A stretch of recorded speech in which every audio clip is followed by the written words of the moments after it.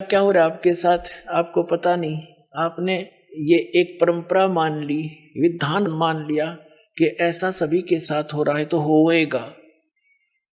वो तो बात ठीक है, होगा तो होएगा, ना मानोगे तो भी होएगा। अभी तक तो ज्ञान नहीं था कि इसका कोई समाधान भी है। अब पक्का ज्ञान हो गया हमें कि इसका 100% समाधान है, बहुत आसान है। वो कैसे है? इस दास के पास आओ चाहे पूरा विश्व आ जाए और ये सत्य ज्ञान प्राप्त करो। आपके बच्चों को भी इस मार्ग से जोड़ो। यदि आप पिता हो, माता पिता अपने बच्चों के लिए अपना सारा जीवन न्यौछावर कर देते हैं उनको सुखी देखने के लिए। जिस माता पिता को ये ज्ञान हो जा तो फिर वो अपने बच्चों को इस तो बाहर नहीं रहने देगा। जैसे सर्दी गिर रही हो और माता पिता को पता चले, आंखें खुले रात्रि में और बच्चे ने रजाई एक तरफ कर रखी हो, पैर पूर मार के, तो उठ के जब उड़ाओगे उनको रजाई के और चारों तरफ से दाब देंगे कि सर्दी ना लग जाए बच्चे को, बेटी को, बेटे को। तो पुण्यात्मा, जिस माता पिता ने दीक्षा ले ली उसने तो रजाई ओढ़ ली, काल की सर्दी लग गए को ना, उस पर तो दुख का असर हो नहीं। और बच्चे बगैर रजाई के बैठे और उसी सर्दी में उसे घोर स्थान पर, भयंकर स्थान पर। तो अगर जिस दिन आपको ज्ञान होगा अपने बच्चा ने भी रजाई उड़ाओगे, चाहे अपनी भी उतार के उड़ानी पड़ जाए, तो अपनी उतार के उड़ाने में भी कोई समझदारी नहीं, आप नमूनिया हो जाएगा। लेकिन बच्चों को भी रजाई की व्यवस्था अवश्य करेगा। तो यही आपसे प्रार्थना है कि अपने बच्चों को, ये बहुत पुण्यकर्मी प्राणी आपके घर में जन्म लेने लग रहे हैं। अब ये जितनी भी आत्मा आपके घर पाएंगे उपदेश के बाद, उपदेश से पहले भी आई है, वो भी अच्छी आत्माएं हैं क्योंकि मानव शरीर मिला है। और उनको भी और आने वाली अन्य संतान को इस परमात्मा की रजाई में जरूर लपेट लेना, इसे बाहर ना रहना। फिर आप जब यहां से जाओगे, आप यहां से जाओगे संसार छोड़कर, इस ज्ञान के आधार से आपकी आस्था इतनी हट जाएगी यहाँ की। अगर आपको कोई स्वर्ग का राजा भी बना होगा ना, आपने नफरत हो जाएगी हृदय से, नो नहीं कहने सुनते हैं। आपकी रुचि ना बने, ये ज्ञान ऐसा दे देगा दास जो परमात्मा ने दे रखा, और सच्चाई के आधार से ये अपने नरक दिखाई देगा यहाँ का राष्ट्रपति प्रधानमंत्री, ताकि वो अपने कर्म फोड़े कति, दूसरा काम नहीं सारा दिन। और फिर आज तो प्रधानमंत्री राष्ट्रपति और कल न पशु बन खड़ा हुआ।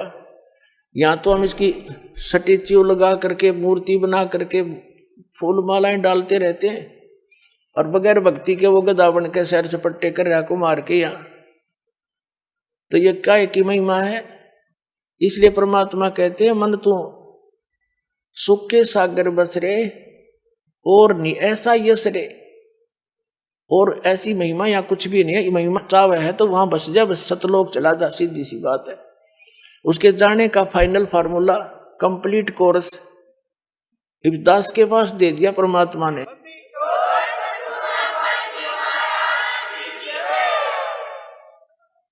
अभी तक तो जितने भी संत पंथ महंत परमात्मा के एक एक अंश को लिए बैठे थे, कोई तो ओम नाम बता देता है, कोई किलम किलम करवावे है, कलंग करसन कलंग ये मंत्र है, कोई हरम हरम करवावे है किसी से, और कोई सोहम के 2 हिस्से करके नाम जाप करने को कहता है, कोई गायत्री मंत्र पर आश्रित किया हुआ है, कोई विष्णु जी को भगवान बतावे, कोई श्री कृष्ण जी को, कोई राम को, और कोई ब्रह्मा को, कोई ब्रह्म को।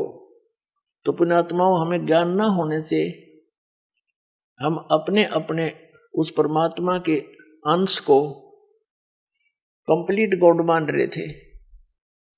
जैसे एक समय 5 अंधे जा रहे थे, उनको पता चला कि गांव में हाथी आया है।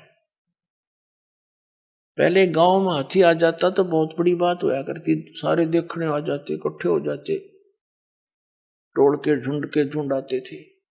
अंधों ने पता लग गया कि भाई हाथी आया गांव में, हम भी देख के आएंगे। एक आंखों वाले से कहा भी हमने एक बार हाथी के पास छोड़ दिया, क्या करोगे तुम सूरदास हो, क्या हाथी देखेंगे? वो कहने लगे हाथी कैसे देखोगे तुम, दिखता तो है नहीं। उन्होंने कहा हमारे हाथ आंखों का काम करते हैं, हम हाथ लगा लगा के देख लेंगे। उसने जाके हाथी के पास छोड़ दिया। चारों दूर दूर नारे नारे बिखर गए वो हाथी के चारों तरफ। एक तो नीचे के पैरों को देख रहा है, ऐसे हाथ फेरे और ऊपर हाथ हट जाए, नीचे ना जा, नीचे धरती हट जाए। उसने फाइनल कर लिया कि यो जो थाम सा है, थाम पिलर जैसा गोल गोल, यो है हाथी। दूसरे ने पेट के नीचे का हाथ फेर लिया, उसने सोचा यू है हाथी। और तीसरे ने सूंड के ऊपर का हाथ फेर लिया, उसने सोचा पाइप कैसा होता हाथी, उसने इतना ही फाइनल कर लिया। एक ने पूछड़ उसकी दूम के ऊपर हाथ ठा गया उसका, उसने उतने तो अपना एक्सपीरियंस कर लिया कि बस इतना हुआ हाथी पट्टे जैसा। तीसरे ने कान्ना का हाथ लग गया, उसने फाइनल कर लिया हाथी ऐसा होता है। वापस आ रहे थे, किसी ने पूछा सूरदासो कहाँ गए थे? हाथी देख का यहाँ भाई, हाथी तुमने कैसे देखा? देख लिया तन्ने के ठेका, पूछ ले नारा नारा बता देंगे। वो कहने लगा बताओ भाई हाथी कैसा है? जिसने उसके पैरों का अनुभव किया था उसने कहा हाथी होता भाई थांब कैसा, पिलर जैसा, गोल गोल। दूसरा बोला भाई इसने नहीं बेरा सच्ची बात का, मैं बताता हूं, हाथी होता पाइप कैसा, उन्हें सूंड का अनुभव था। तीसरा कहता भाई इसने नहीं पता, हाथी होता पट्टे कैसा, उसने पूछड़ का अनुभव कर रखा था।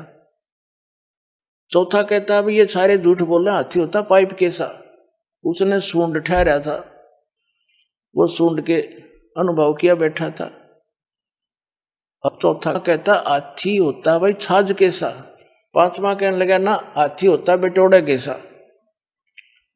जैसे हमारे यहाँ हरियाणा में पशुओं के गोबर के उपले पाछारे गोसे और उनका स्टॉक कर देते हैं बाहर, आगे सारा वर्ष उसको प्रयोग करने के लिए सूखा सुखू के, और एक ऊंचा सा ढेर लगा देते हैं। अच्छा, और उसको गोबर से ही प्लास्टर कर देते हैं, अच्छी तरह लीप देते हैं उसको गोबर से ही, ताकि वर्षा वर्षा अंदर ना जावे। तो ऐसे हाथ फेरा तो ऐसा ही उसका खरदरापना जैसा बटोड़े का होता है गोबर के प्लास्टर का, ऐसा हाथी का शरीर था नीचे के। वो ने बोला हाथी होता है बटोड़े कैसा। तो उस आंखों वाले ने बताया भाई ये सारा मिला का हाथी बनता है, तुम्हें आंख को नहीं तुम्हारा, इसलिए तुम अपनी अपनी बात पर दृढ़ हुए बैठे हो। तो पुण्यात्माओं आज तक जो भगवान का ज्ञान था वो आंशिक था, भक्ति भगवान की जो साधनाएं थी वो आंशिक थी। अब ये कंप्लीट हाथी दिखा दिया दास ने। अब पुण्यात्माओं आप देख रहे हो इस दास ने सत्संग के माध्यम से और आध्यात्मिक ज्ञान चर्चा के माध्यम से, जैसे ये टीवी चैनल वाले उन महापुरुषों का भी इंटरव्यू ले आए, जो जितना ज्ञान था उन्हें बोलना था वो बोल दिया। अब पहले जो शास्त्रार्थ होया करते थे वो तरीका व्यर्थ था, गलत था। उसमें क्या होता था कि सब संस्कृत के ज्ञाता होते थे, ब्राह्मण से ही शास्त्रार्थ करता था, श्रोता अशिक्षित होते थे, वो संस्कृत जानते नहीं। जिसने थोड़ी सी भी धारावाहिक संस्कृत बोल दी और श्रोताओं ने उसकी ताली पीट दी, विजयी हो गया, बस ये कोई बात थी। और फिर शास्त्रार्थ वो करेंगे क्या? दोनों अज्ञानी, एक से जो गणा ज्ञानी था वो सिलेक्ट हो जाता। जैसे मैं ऋषि दानंद के साथ, मैं ऋषि को अगर कक्का पता नहीं इसने। अब क्या है कि अब परमात्मा ने सबसे पहले अपने को पहचानवाने के लिए आप जी को, इस परमात्मा ने सबसे पहले यह टेक्निक दी, इलेक्ट्रॉनिक मीडिया जिसको बोलते, और ये इंटरनेट सैटेलाइट बना के और ये सारा कुछ व्यवस्था करके प्रोजेक्टर तक की खोज करवाई, सदग्रंथों को हिंदी में उन्हीं इंजीनियरों से अनुवाद करवाया। अगर ये दास अनुवाद करता, इन सब का करना तो यही था, लेकिन किससे का यकीन नहीं होने दो ये नकली नो, कैसे ने क्या पता संस्कृत आती है नहीं। और परमात्मा कबीर साहब के साथ भी इन्होंने यही अन्याय किया था, हमारे साथ किया था न्याय, कि वो कहते थे कबीर तो अशिक्षित है, ये जानता नहीं संस्कृत को, ये क्या जाने सत्य ज्ञान को, वेद और ग्रंथों के ज्ञान को। वो तो जान ही जानते, उन्हें भाषा की जरूरत नहीं थी, उसने भाषा की तो हमारे लिए जरूरत थी बताने के लिए कौन सी भाषा में आप समझो, उससे हम बोल दिया करते थे। चीन में गए चीन वाली बोली, हरियाणा में हरियाणा वाली बोली उन्होंने, और पंजाब में गए पंजाबी बोली, क्योंकि वो पंजाबी में समझ सके। अब संस्कृत में करें जाओ गछामी गछामी, कौन सुनेगा, उसने क्या समझेंगे। एक भाषा विशेष है, थोड़ा ही विद्वान बन जाता है। तो इसी प्रकार उस समय उनकी दाल गलगी के कबीर जी अशिक्षित हैं, ये क्या जाने सदग्रंथों को। और आज यही दशा होती है, दास इसका हिंदी अनुवाद करके सुनाता, कोई ना माना हो, तो परमात्मा ने दया करी, उन्हीं से अनुवाद करवा दिया। और कहते हैं चोर चुरावे तुमड़ी गाड्डे पानी में, वो गाड्डे वह ऊपर आवे, न सच्चाई छनी ना। इन्होंने खूब अपने अज्ञान विधान से सदग्रंथों के अर्थ अनर्थ करने चाहे, लेकिन सच्चाई फिर भी ऊपर आई, ये छुपा नहीं सके। तो दास ने फिर ये क्लियर कर दिया, तो अब ये साफ हो गया।